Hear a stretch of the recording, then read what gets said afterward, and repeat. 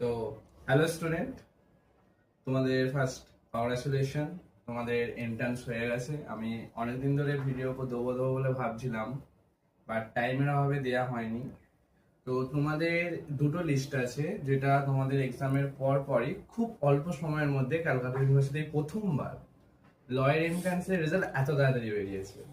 যেখানে যে দুটো লিস্ট ছিল, সেই দুটো লিস্টের মধ্যে ফার্স্ট একটা লিস্টে জেনারেল একটা বার করেছে, যেখানে সিরিয়াল নাম্বার হিসাবে এসেছে। আবার গতকাল তোমাদেরকে একটা মেরিট লিস্ট দিয়েছে, যেটা ড্রাফট মেরিট লিস্ট।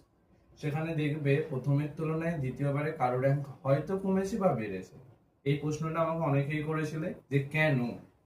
কারণ তোমাদের ওখানে ধরো তোমাদের কাটাবে কেউ 40 পেয়েছো বা কেউ 37 পেয়েছো, তো 37 তো অনেকজন পেয়েছে।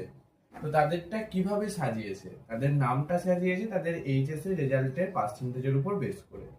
যার পার্সেন্টেজ যত বেশি তার নামটা আগে, তাদের সিরিয়াল নাম্বারের সাথে তাদের মেরিট লিস্টের র্যাঙ্কের হেরফের হতে পারে। তো 816টার মধ্যে এসসি খালি শিডিউলে বেরিয়েছে নামটা। তো কিন্তু আমাদের টোটাল কলেজে এসসি রিজার্ভেশন হচ্ছে 416টা। তো এখানে এসসিদের যারা 400 থেকে 400-র মধ্যে আছো, তাদের কাছে খুব সুবর্ণ সুযোগ কলেজ পেয়ে যাওয়ার। এবং এসসি যাদের র্যাঙ্ক 118-র মধ্যে, তাদের গভর্নমেন্ট কলেজ পাওয়ার চান্স আছে, but it is total depends upon on your preference. Second, EWS reservation এবারে প্রত্যেকটা কলেজে +12 হয়ে আছে। তো ইডাব্লিউএস এর লিস্টে দেখা গেছে মাত্র 49টা নাম। তো ধরাই যায় তোমাদের কাছে এবারে সুবর্ণ সুযোগ, গভর্নমেন্ট কলেজ কম বেশি পার একটা সম্ভাবনা রয়েছে।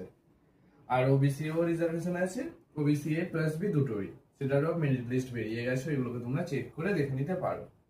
এখন তো দাঁড়ালো তোমাদের মেরিট লিস্টের উপর বেস করে এরবারে কিছুদিন পর তোমাদের কাউন্সিলিং স্টার্ট হবে। দেখা যাক সিইউ কি নতুন চমক আনে, তার উপর বেস করে তোমাদের নতুন কিছু জিনিস হতে পারে।